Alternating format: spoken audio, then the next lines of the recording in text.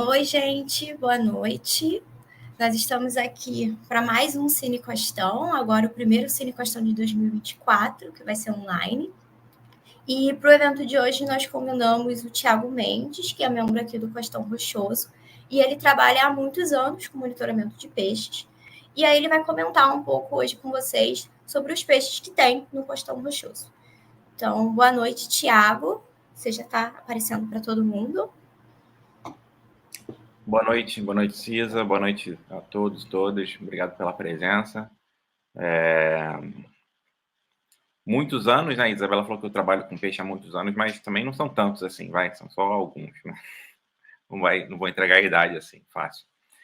Mas, bom, vamos lá, então, hoje eu vou falar um pouquinho sobre peixes do Costão Rochoso, ou peixes recifais, vamos falar um pouquinho sobre quem são esses peixes, algumas características deles e por que eles são tão importantes. No final, eu vou falar um pouquinho rapidamente sobre o que a gente faz com esses peixes no âmbito do projeto, no âmbito do Costão Rochoso.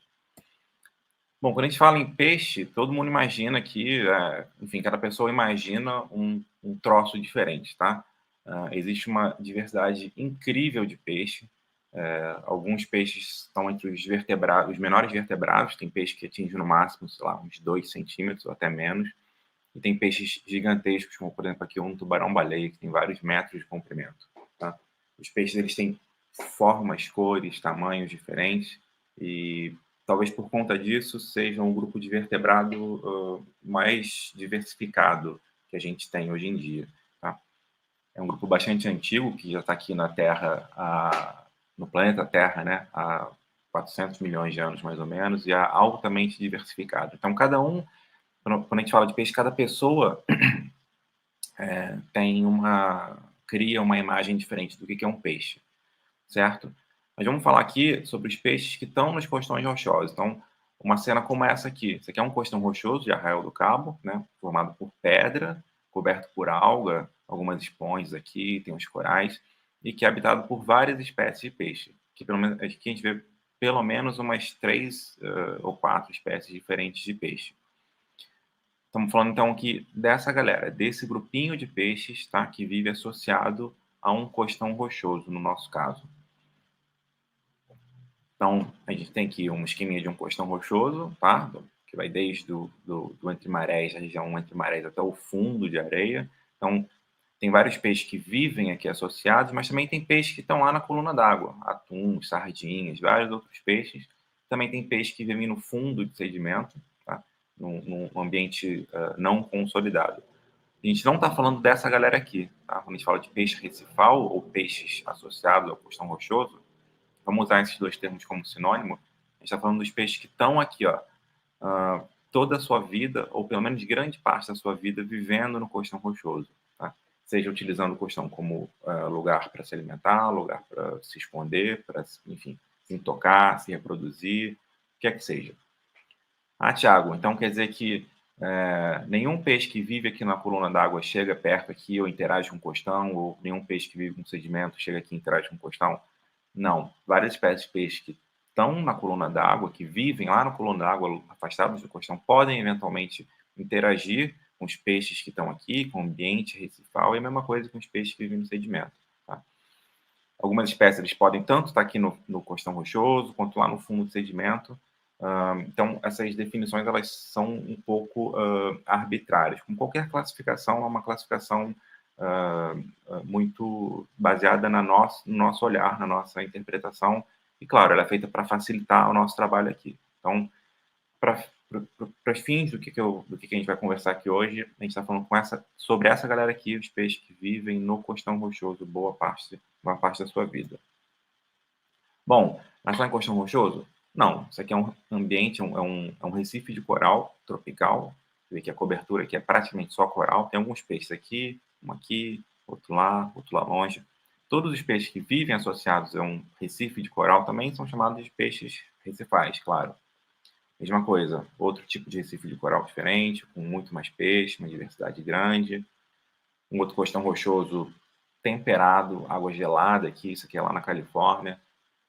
Ambiente rochoso, um recife rochoso, dominado por alga, macroalga gigante, ouriço. peixe que está lá é um peixe recifal. Mesma coisa na Nova Zelândia, imagina, isso aqui é água gelada.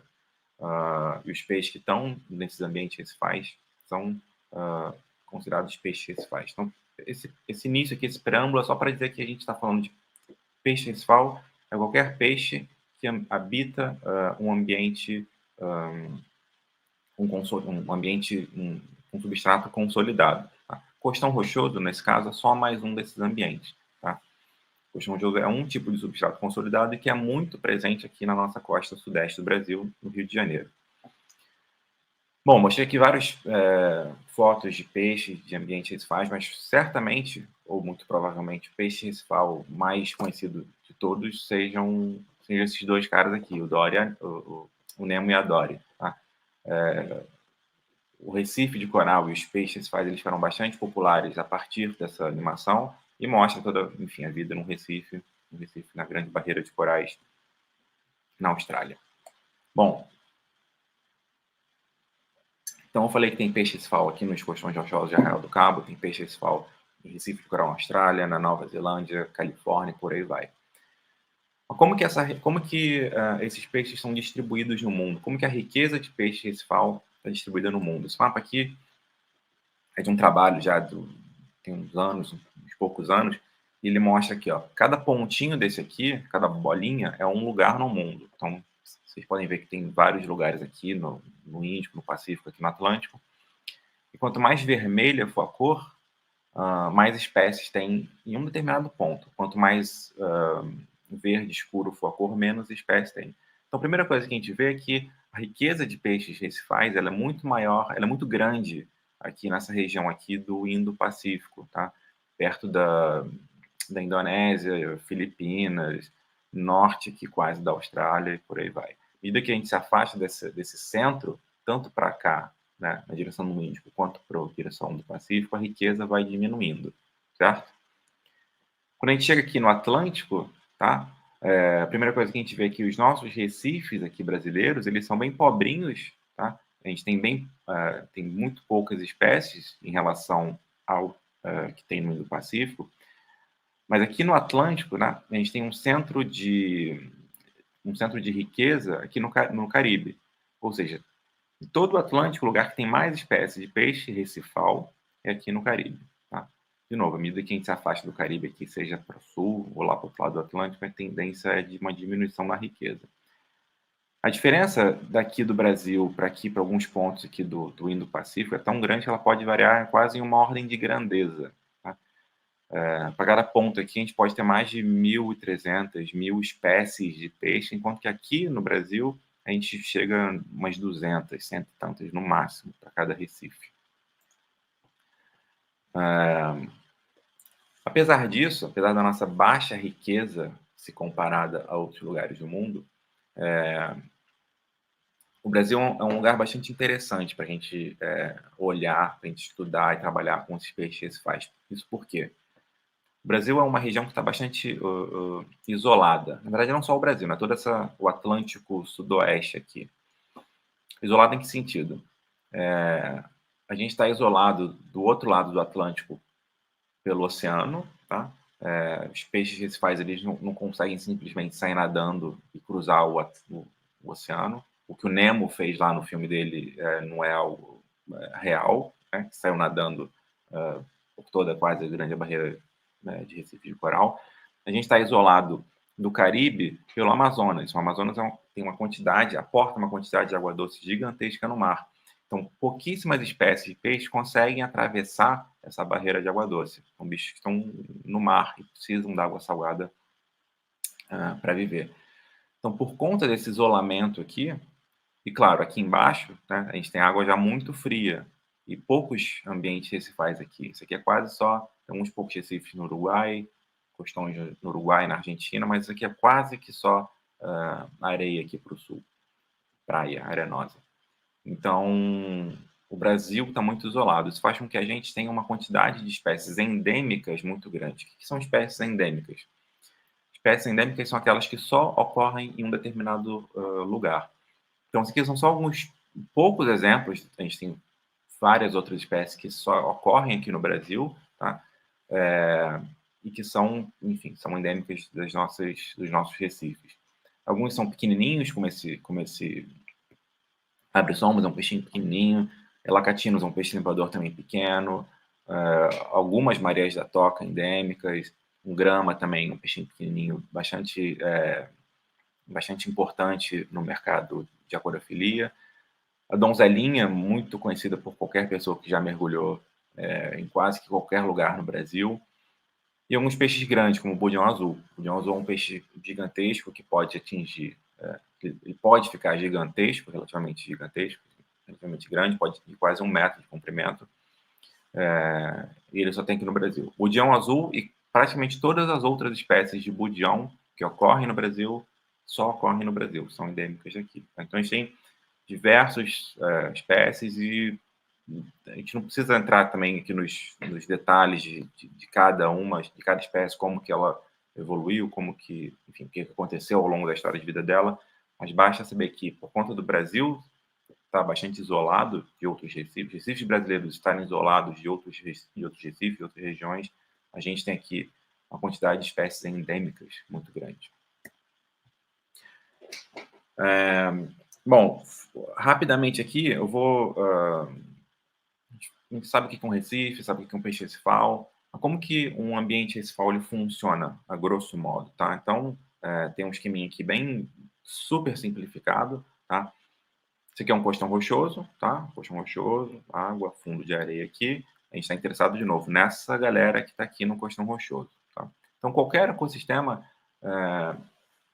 primeira coisa que acontece, sol, fotossíntese, tá? Então, tem alga no fundo aqui do costão e tem fitoplâncton na coluna d'água que faz a produção primária. Tá? Igual qualquer ambiente terrestre que fotossíntese, planta pega a luz do sol para fazer fotossíntese. É isso que gera a energia toda nesse sistema e faz um sistema funcionar. Bom, uma vez que a energia é gerada, vários organismos vão consumir, tá, esses produtores, essas algas e o fitoplâncton que faz a produção primária. Por sua vez, vão ser consumidos por outros peixes, que vão ser consumidos por outros peixes, e por aí vai até a gente chegar no fim, até no topo da cadeia trófica. Tá? Então, uma teia trófica, isso aqui é uma teia trófica super simplificada, ela é composta por vários componentes. E tem os produtores, os consumidores primários, que são aqueles que consomem os produtores, os consumidores secundários, terciários, predadores, enfim, mesopredadores, e por fim os predadores de topo. Tá? Essa cara aqui é a cara de um ambiente recifal, de um costão rochoso conservado e funcionando bem. O que acontece é que nem sempre isso funciona dessa maneira. A gente tem uma mania grande de pescar e sobrepescar várias espécies, e geralmente, em qualquer ambiente que a gente chega, os primeiros bichos que a gente vai pescar são os bichos grandes, claro. Né? Se eu sou um pescador, o que eu vou preferir pescar? Um peixinho desse tamaninho ou um peixe gigantesco?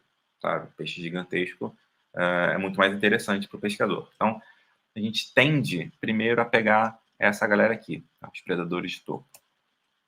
Quando a gente tira esses predadores de topo, a gente tira mesmo, isso aqui é uma foto de Arraial do Cabo aqui, com mais de uma dúzia de meros pescados no mesmo dia. Só como curiosidade aqui, hoje em dia, quando a gente vê um mero em Arraial do Cabo, não sei se pessoal que está aí assistindo se mergulha ou já mergulhou em Arraial do Cabo, quando a gente vê um mero em Arraial do Cabo, é sinal, é motivo para se comemorar, porque é uma coisa muito rara de se acontecer. Então, em um dia só, essa galera aqui dizimou aqui mais de uma dúzia de meros. Então, a partir do momento que a gente tira um grupo trófico aqui, um elo nessa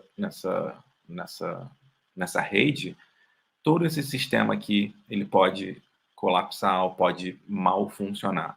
Se a gente remove essa galera aqui, a tendência é que o nível trófico abaixo aumente em abundância, porque não vai ter mais predador.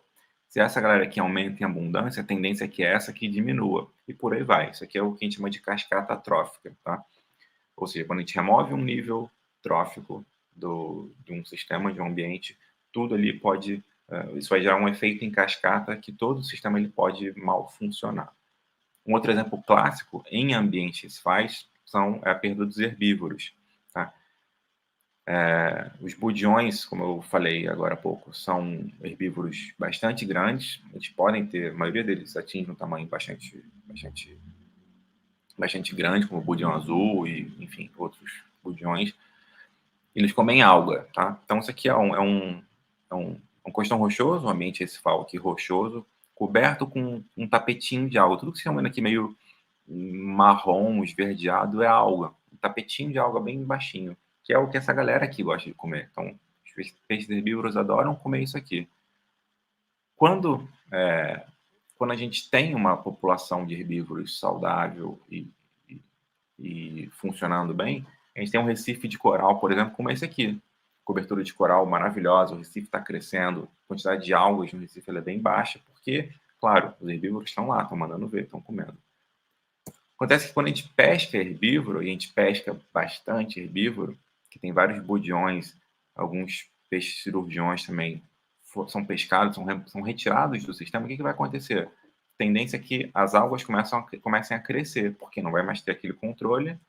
Uma vez que elas crescem, elas vão crescer e vão passar a dominar o ambiente, vai ter um recife de coral aqui degradado. Tá? As algas podem crescer por cima do coral, e mata o coral, e todo o recife ele pode se desestabilizar, em último caso, vir a funcionar de uma maneira totalmente diferente e irreversível, muitas vezes. Aquilo lá, como eu falei, era uma super simplificação. Isso aqui é um trabalho que também é uma simplificação, mas isso aqui mostra o quão complexa podem ser essas relações e quão intrincada podem ser as interações tróficas entre os diferentes componentes de uma teia trófica. Tá? Isso aqui é um trabalho para o Atol das Jocas, que é um atol, um ambiente recifal único aqui no Brasil, que ele tem relativamente pobre, tem poucas espécies ali ocorrendo, e mesmo assim a gente tem um funcionamento ali muito, muito fino que precisa ser mantido para o Recife funcionar bem. Então, em último caso, né, cada espécie nessa rede, no ambiente, tem uma função quase que única. Né? Por mais que eu tenha dois peixes, sei lá, tem duas espécies de budião comendo e fazendo o que eles fazem no Recife, no costão, ou no Recife de coral, pode ser que cada um coma em um habitat específico, cada um coma mais de uma hora diferente, cada um coma um negocinho ali, selecione algo. Então, em último caso, cada espécie tem uma única função no Recife. Então, se a gente tira uma espécie do ambiente recifal, de um Recife, a gente vai estar perdendo uma função ali. Tá? Bom, falei um pouquinho sobre peixe, funcionamento de Recife, importância, né, enfim, dessas funções todas. Eu vou falar aqui um pouquinho sobre o que a gente faz. Né? Tentei, enfim, vender o peixe para vocês, vou explicar o que a gente faz no projeto Costão Rochoso e mostrar alguns dos nossos últimas novidades. Bom, não sei se todo mundo conhece, mas isso aqui é uma foto aérea de Arraial do Cabo. Isso aqui é o centro da cidade, né? Ali o centrinho. Para cá é Praia Grande, Lagoa de Araruama ao fundo lá. E para cá é Cabo Frio. Essa aqui é a ilha do Farol, ou Ilha de Cabo Frio. Tem outra ilha dos Porcos. Arraial do Cabo é um ambiente muito interessante, quase que único aqui na nossa costa, porque a gente tem toda essa região aqui, que a gente chama a parte de fora, ou o mar de fora, ela é diretamente influenciada pela ressurgência. Todo mundo aqui, quer dizer, todo mundo, né? Quem já foi à Praia Grande, principalmente no verão, já viu como a água pode ser gelada aqui na Praia Grande. Tá? Por outro lado, essas praias aqui de dentro, aqui Praia do Forno, por exemplo, a prainha aqui do outro lado, a tendência é que a água nunca fique tão gelada quanto fica aqui fora. Tá? Isso aqui por quê? Ressurgência é um evento que nada mais é do que, né, a ressurgência, de fato, das águas que estão no fundo para a superfície, e ela acontece por conta de um vento. A gente tem aqui em Arraial do Cabo a predominância de um vento aqui nordeste e leste, né, ventos vindo desse quadrante aqui mais ou menos, tá? Esses ventos empurram a água de superfície aqui fora, tá? E por conta disso, a água que está fria no fundo, ela ressurge. É uma água fria e cheia de nutrientes, então ela é bastante rica. Tá? Esse é um dos motivos que faz com que Arraial do Cabo seja uma região tão piscosa, né? Ou seja, que tem uma produção pesqueira bastante grande. E por conta desses ventos serem predominantemente vindos do Nordeste, a tendência é que, quando essa água ressurge aqui, ela seja afastada para fora ao longo do litoral. Então, dificilmente aqui dentro a gente vai ter uma água gelada, tá? Enquanto que aqui fora a gente pode ter uma água gelada aí a menor de 18 graus facilmente. Tá? A tendência, então, é que a gente tem um ambiente mais frio aqui fora e aqui dentro a gente tem um ambiente mais quente, um pouquinho mais quente. Bom, sabendo disso aqui, nosso objetivo aqui no projeto era caracterizar, ainda é, caracterizar e monitorar a estrutura da Assembleia de Peixes na Resex. E a gente faz isso visitando os mesmos 6 pontos. A gente tem 3 pontos do lado de dentro, tá? São esses aqui, e 3 pontos do lado de fora. A gente visita esses 6 pontos 2 vezes por ano, tá? Para a gente estimar quanto tem de peixe, de cada espécie de peixe em cada um desses locais. E de que maneira a gente faz isso? A gente quer saber, a gente quer fazer um censo, né? Igual, eu sempre falo assim, né? Que, igual o IBGE. O IBGE vai a cada 10 anos, mais ou menos, o IBGE visita os domicílios todos do Brasil, para saber quantas pessoas moram lá, qualquer faixa etária, enfim, informações demográficas sobre os moradores de cada casa. Como a gente ainda não consegue se comunicar com o peixe, a gente tem que fazer um que a gente chama de censo visual. A gente mergulha, né, estende uma trena aqui a cada 20 metros e conta quantos peixes tem. A gente conta quantos peixes tem, identifica a espécie de cada peixe e estima o tamanho de cada peixe. Por que isso é importante? Eu podia falar assim, aqui tem 10 peixes, ele tem 5 peixes. Mas pode ser que os 10 peixes num lugar sejam 10 peixes pequenininhos e os 5 peixes no outro sejam 5 peixes gigantes. Né? Então, isso é diferente. Então, para isso que a gente tem que saber o tamanho de cada indivíduo. E a gente consegue calcular aqui o peso, a biomassa, né? Ou seja, quantos quilos ali de peixe tem em cada amostra. Tá? A nossa amostra é o que a gente chama de transecto, a gente mergulha com uma trena. Né? Isso aqui é uma alta tecnologia, que a gente precisa de uma trena e um cano de PVC e um lápis para anotar tudo. Então, a gente vai anotando os peixes. Acabou aqui os 20 metros, a gente recolhe a trena, vai contar em mais 20 metros, por aí vai. Então, a gente faz isso, várias réplicas em cada um daqueles 6 sítios que eu mostrei para vocês. Super resumidamente, alguns dos nossos resultados. Então, a gente tem aqui o lado de dentro e o lado de fora. O lado de dentro tem uma riqueza de espécies muito maior. A gente tem aqui cerca de mais de 120 espécies do lado de dentro, enquanto que do lado de fora a gente tem 80 e poucos, 83 por aí. A densidade de peixes, ou seja, quantos indivíduos tem por cada um daqueles transectos, né, por cada 40 metros quadrados, é mais de 3 vezes maior do lado de dentro. Então, a cada transecto que a gente faz, do lado de dentro contém em média 48 indivíduos, enquanto que do lado de fora só 15, bastante diferente. E a biomassa, ela também é muito maior, ela é mais do dobro do lado de dentro. Então, cada transecto, cada 40 metros, a gente estima que tem ali mais ou menos entre 5 e 6 quilos de peixe, enquanto do lado de fora, um pouco mais de 2 só. Então, são 2 sistemas bastante diferentes, de fato. Dentro a gente tem uma maior riqueza, densidade de biomassa do que fora. Mas só isso? Não, tem mais coisa aí. Lembra que eu falei para vocês que cada espécie tem um papel diferente ali no ecossistema? E isso faz com que os sistemas funcionem de maneira diferente? Pois é. Uma das maneiras de a gente começar a entender a função desses peixes é saber o que eles comem. Tá? Então, todas as espécies, a gente sabe mais ou menos o que comem, a gente categoriza em grupos tróficos. A gente chama de grupos tróficos. Então, tem herbívoros, são que comem algas, comedores de invertebrados móveis, são bichos que comem caranguejos, qualquer invertebrado que se mexa ali no fundo, Onívoros são os bichos que comem de tudo. E macrocarnívoros são os bichos grandes que comem outros peixes, ou comem lula, ou polvo, ou qualquer coisa do tipo. Bom, a gente vê que isso aqui a gente chama de estrutura trófica, né? Isso aqui é uma barrinha de 100%. A gente vê que a estrutura trófica entre as duas regiões ela é bastante diferente. Do lado de dentro a gente tem, principalmente aqui, peixes que comem invertebrados móveis, seguidos de onívoros e herbívoros, mais ou menos com a mesma proporção, enquanto que outros grupos tróficos aqui são bem menos importantes.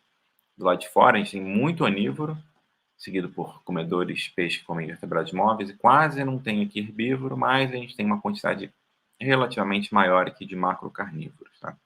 Então, esses dois sistemas são sistemas que têm uma estrutura totalmente diferente entre si, tanto na composição das espécies, como na composição de grupos tróficos, e em última instância, no seu funcionamento. Tá? Alguns exemplos aqui, ó, do lado de dentro, qualquer lugar que a gente mergulhar aqui, do lado de dentro a gente vai ver donzelinha, vai ver várias espécies de budião, algumas espécies ocorrem nas duas regiões, por exemplo, aqui o marimbá, ocorre tanto dentro quanto fora. Fora ele é bem mais importante do que dentro. Tem outra espécie de budião, outra espécie de peixes pequenininhos. Quando a gente vai do lado de fora, tem várias espécies que praticamente só ocorrem lá e são típicas de água fria. Esse cara aqui, por exemplo, é um serranídeo, é um primo da garopa, é um peixinho pequenininho, chama dulis. Tá? Garopa, a gente vê bastante mais garopa do lado de fora do que do lado de dentro. Então é bem interessante porque aqui, Arraial do Cabo, né, esse cabinho aqui na nossa costa, ele é quase que o limite sul de distribuição de algumas espécies tropicais, tá? Que vão daqui até lá para cima, para o norte, nordeste, enquanto que outras espécies que estão aqui do lado de fora ocorrem daqui até o sul, até a Argentina, Uruguai, por aí vai. A gente tem também um monitoramento ao longo do tempo. A gente compilou e recolheu dado aí desde o final da década de 90, mais ou menos, e até hoje. Esse é um trabalho que está em andamento e a gente ainda precisa ajustar algumas coisas, mas algumas tendências gerais é o seguinte. Alguns peixes... vamos lá. A gente olha para a abundância dos bichos hoje em dia e a gente tende a imaginar que essa abundância sempre foi a mesma, sempre foi essa que a gente vê. Isso não poderia estar mais errado. Tá? A população, o tamanho da população de vários indivíduos, ela muda ao longo do tempo por diversos fatores, principalmente a gente, pesca, mas vários outros fatores que a gente não conhece. Então, por exemplo, esse aqui é um peixe-porco, Stephanolepis, peixe-porco. Ao longo do tempo, aqui nesse eixo X aqui mostra o tempo, tá? E aqui nesse eixo Y mostra a densidade desses bichos.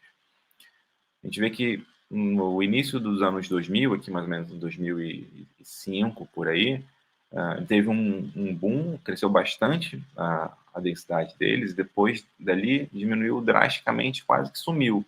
Também é um peixe que a gente vê pouco hoje em dia aqui, mas já viu bastante mais antigamente. Uns casos interessantes, por exemplo, esse priacanthus aqui, o olho de cão, era um peixe que a gente praticamente não via no costão rochoso, tá? Num determinado momento aqui, a partir de 2014, se não me engano, por aí, 13 ou 14, a gente começou a ver. E é um bicho que hoje em dia está lá, sempre, todo censo, todo transecto que a gente faz, a gente vê esse bicho aqui. Então, era um bicho que não estava ali naquele ambiente, aquela função que ele tem não era desempenhada ali naquele ambiente, mas que a partir do momento que ele chegou aqui, em 2013, 14, começou a acontecer. Ele se integrou nessa comunidade aqui. E a gente tem alguns exemplos tristes, por exemplo, esse aqui é o caso do budião azul, que era bastante abundante antigamente, hoje em dia a gente não vê, quase. Tá? É raro a gente ver um budião azul hoje em dia, quando a gente vê 1, 2, 3 no máximo junto, enquanto antigamente a gente via cardumes grandes. Tá?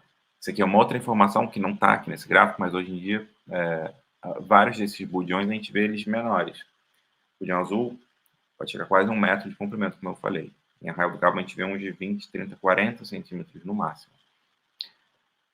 Essa tendência aqui de diminuição brusca, isso aqui está mostrando a tendência para budião azul, mas todos os outros budiões também seguem a mesma tendência. E isso aqui é culpa única e exclusivamente nossa, da pesca, da caça submarina sobre essas espécies.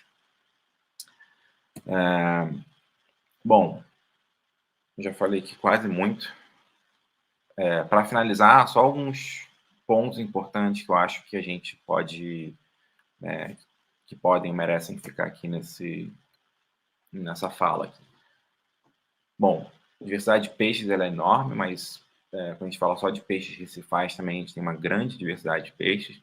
A gente tem para mais de 7 mil espécies que vivem em ambientes recifais no mundo todo.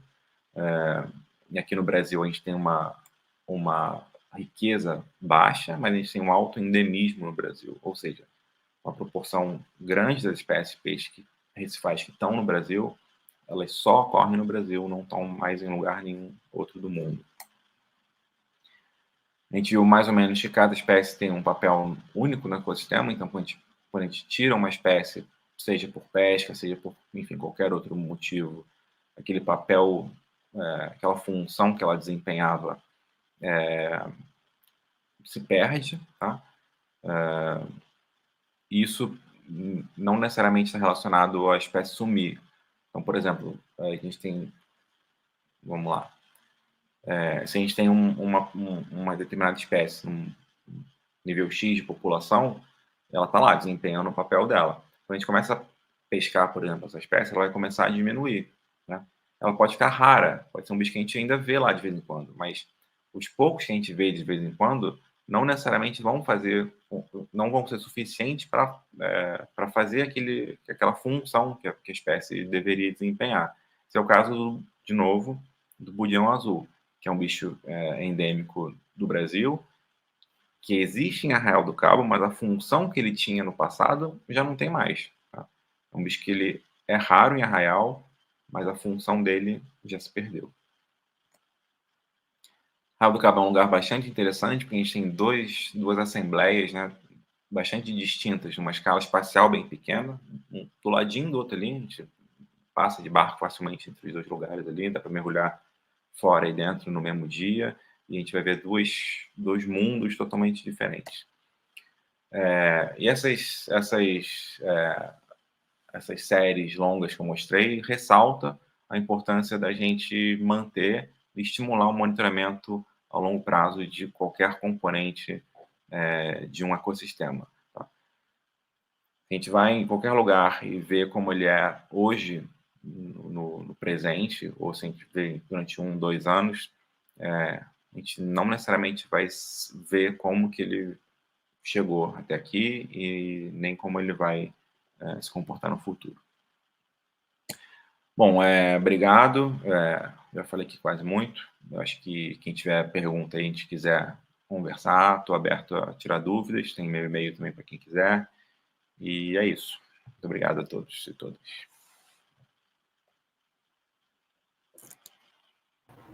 Muito obrigada, Tiago. Nós temos algumas dúvidas e alguns comentários aqui no chat, então eu vou aqui por ordem. Então, a primeira pergunta da Juliana: quais são os predadores de topo de arraial? Porque alguns lugares têm muitos tubarões, mas nós nunca vemos eles em arraial.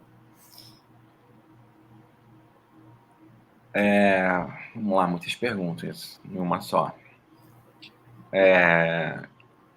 Predador de topo em arraial era para ser tubarão, garopas grandes, toda essa galera que a gente não tem mais, né? Hoje em dia, os predadores de topo lá, bom, predador de topo sempre é a gente, né? Que a gente tira tudo e come todo mundo lá que tá, todo que é peixe que está no Recife. Mas predador de topo, provavelmente que a gente tem hoje em dia arraial, sejam as moreias. Talvez as moreias sejam um grupo bastante importante lá para que esteja no topo, né? Porque os grandes bichos já foram embora. Garopa, a gente tem garopa lá, mas ela não chega no tamanho máximo que ela pode chegar, porque ela é pescada antes. A gente tem badejo, que também não chega no tamanho máximo que ele podia chegar, que é pescado antes. Tubarão que vive no Recife, a gente não tem mais em Arraial. É raríssimo ver um tubarão vivendo no Costão Rochoso ali. Mero, então, nem se fala. Então, todos os os predadores de topo que eram para estar já não estão. Tá? Então, provavelmente quem faz um papel ali de predador de topo hoje em dia seja a moreia ou algum outro bicho desse tipo. E aí isso que você comentou sobre ser muito difícil de ver, né? Que não existe mais eles lá. É o que o Rael comentou aqui, ó, que tem tubarão em Arraial, só que é difícil ver no mergulho. E aí Sim. ele comenta que no final do ano passado os turistas filmaram tubarões. E aí ele comenta de um tubarão martelo e depois sobre uma outra espécie que também conseguiram ver lá, né? Então, de vez em quando pode aparecer, mas não é o ideal, né? Deveria ser uma espécie muito mais abundante, não é mais. Eu vi, acho que essa semana mesmo alguém mandou um vídeo de um tubarão na Praia Grande, alguém filmando de fora da água ali. É isso. Quando eu falo que não tem, é o que eu falei. A função que o bicho tinha não existe mais. Né? Tem lá, de vez em quando a gente vê um ou outro, mas são bichos que estão quase perdidos. Né? Não tem como era para ter no passado. Né?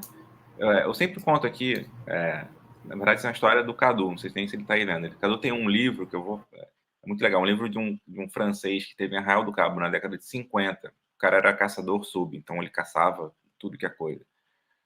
Viajou no Brasil, um monte de lugar, e foi a Arraial do Cabo. E aí ele narra as aventuras dele, né?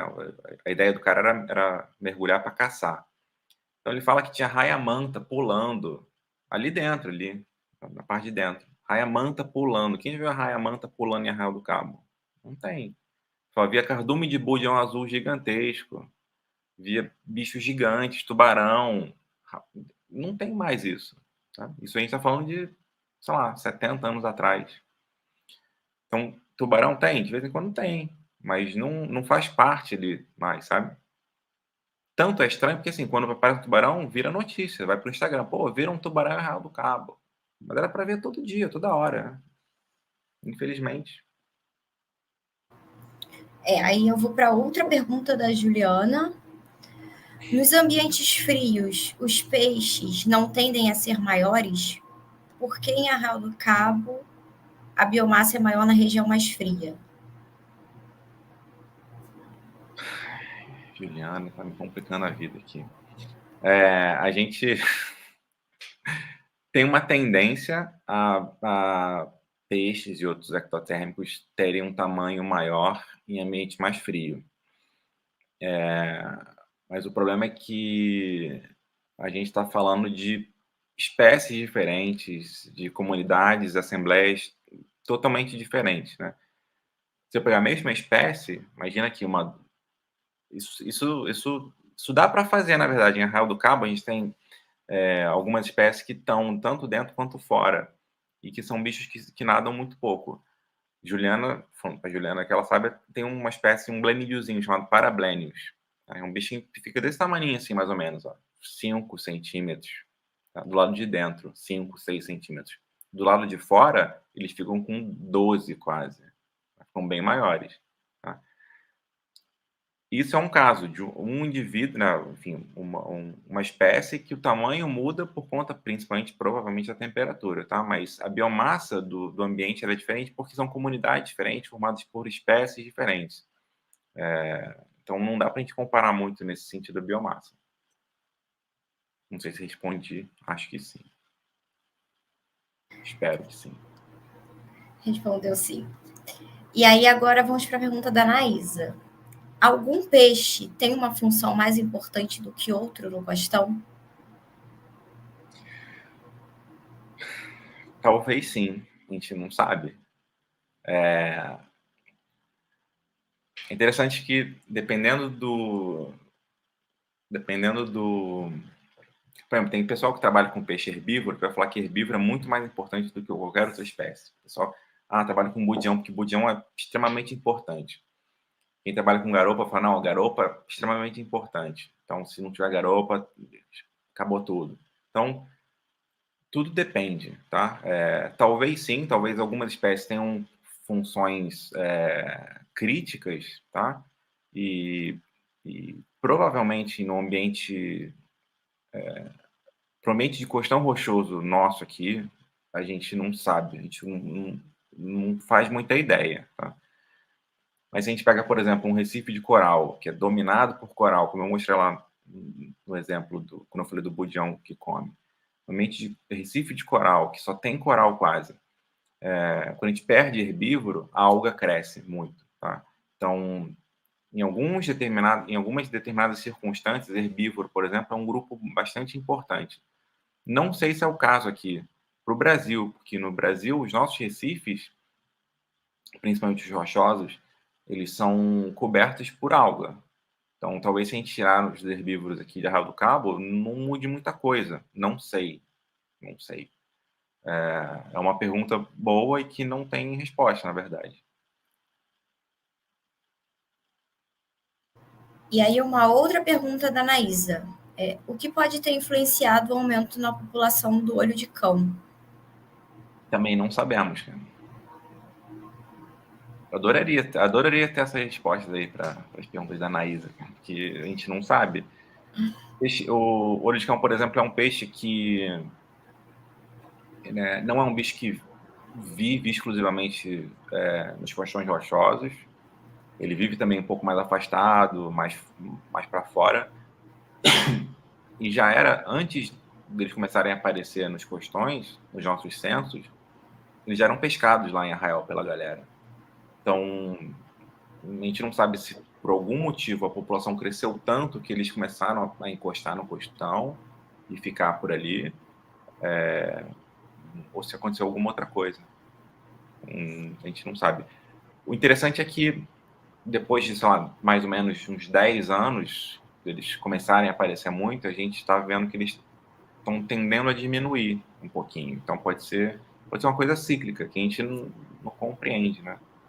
Tem fenômenos, padrões que ocorrem de maneira escalas grandes de tempo que a gente não entende. Só com um monitoramento muito longo prazo que a gente vai conseguir descrever e entender melhor essas dinâmicas. E aí, agora perguntando sobre um outro peixe, que é o peixe-leão.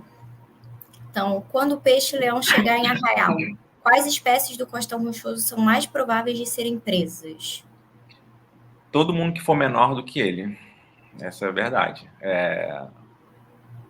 A gente enfim, peixe-leão é um bicho voraz que vai comer, pode comer qualquer outra espécie de peixe que está ali.